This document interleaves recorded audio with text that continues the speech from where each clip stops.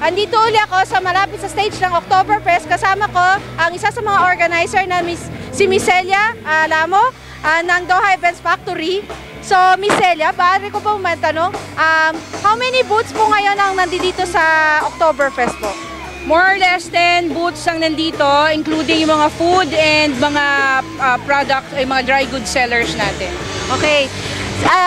At saka po, since nagpe-perform na kayo ng mula alas 10 hanggang alas 10 ng gabi, aside from kay Miss Osang Sullivan, ilan mo ba ang mga magpe-perform ngayon mga bands at mga dancers?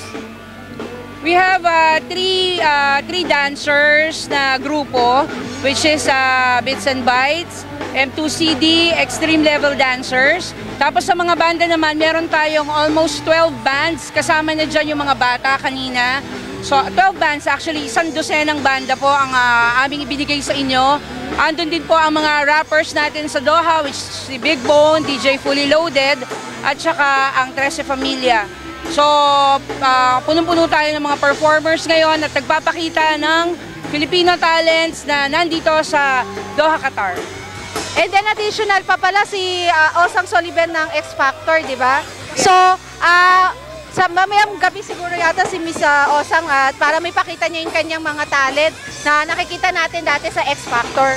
Yes, andito si Osang. Actually, matagal na namin siyang plinanong invite sa Qatar, but we saw na ang pinaka-best na place para sa kanya is Oktoberfest kasi bilang rockista na nag-rap, bagay na bagay siya dito sa ganitong setup or ganitong environment.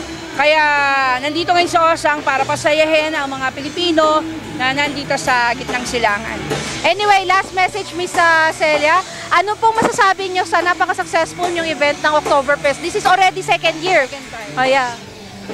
Nagpapasalamat ako sa mga dumating na mga Pilipino na sumusuporta sa galing ng Pinoy, lalo na sa musika.